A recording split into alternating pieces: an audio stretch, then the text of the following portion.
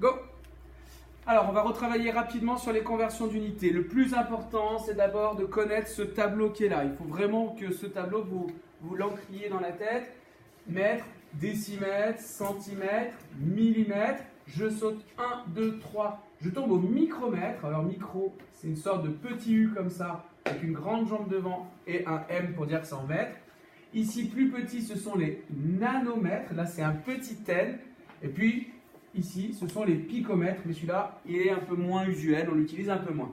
Dans l'autre sens, ça, ce sont les sous-multiples. Il y a les multiples, les décamètres, les hectomètres, les kilomètres. Je saute 3 colonnes ici après. Après les kilos, il y a les mégamètres. Et je finis ici par les gigamètres. Donc, on peut utiliser ce tableau pour faire des conversions. Je vous rappelle qu'en puissance de 10, ici on est à 10 exposant 1 mètre. 100 hectomètres, c'est 100 mètres, c'est 10 exposant 2.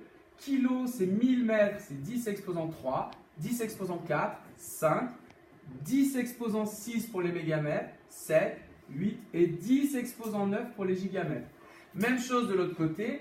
Ici, les décimètres, ce sont des dixièmes de mètre, c'est-à-dire 1 sur 10. Et 1 sur 10 en puissance de 10, c'est 10 exposant moins 1. Centi, on a de la même manière 10 moins 2. Milli, la puissance de 10 associée, c'est 10 moins 3. 10 moins 4, 10 moins 5. 10 moins 6, 10 moins 7, 10 moins 8. 10 moins 9, et on s'arrêtera là. Alors, comment on fait les conversions? Si j'ai 32 nanomètres et je veux le convertir en mètres, 32 nanomètres, je mets le 2 ici, le 3 là, et en mètres, j'ai 0, 0, 0, 0, 0, 0. Je complète en mettant des 0 dans toutes les colonnes. Alors, on voit que ce n'est pas très pratique ici d'écrire 0,000 0,000 mètres. Ce n'est pas très pratique à écrire, on a vite tendance à oublier un 0. Alors, ce qu'on va plutôt faire, c'est de remplacer le petit n qui est là, de nano, par la puissance de 10 qui est associée. Et dans ce cas-là, je réécris le 32, je réécris les mètres, et ici, à la place du petit n, je vais simplement écrire la puissance de 10 qui est associée, c'est-à-dire 10 moins 9. Et donc, je peux ensuite dire tout simplement que 32 nanomètres, c'est 32 fois 10 moins 9 mètres. Et c'est plus pratique à écrire que ceci. Alors, ces conversions, elles marchent aussi non seulement avec les mètres, mais avec les secondes. Que ce soit des mètres ou des secondes, le principe est le même. Donc, si j'ai 4032 millisecondes, les millièmes, la puissance de 10 associée, c'est 10 moins 3, ce qui fait 4032 fois. Et là, je vais simplement remplacer le petit m qui est là par la puissance de 10 qui m'intéresse. Millième, c'est 10 moins 3 fois 10 moins 3.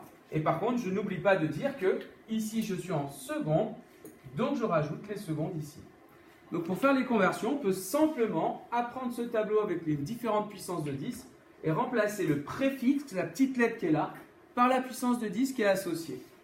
Alors ce tableau, il marche aussi avec les volumes. Donc quand on a des mètres cubes, l'idée qu'il faut retenir, c'est qu'on saute 3 cases. Avant de placer ici, par exemple, les décimètres cubes, je saute 2 cases et je trouve les centimètres cubes.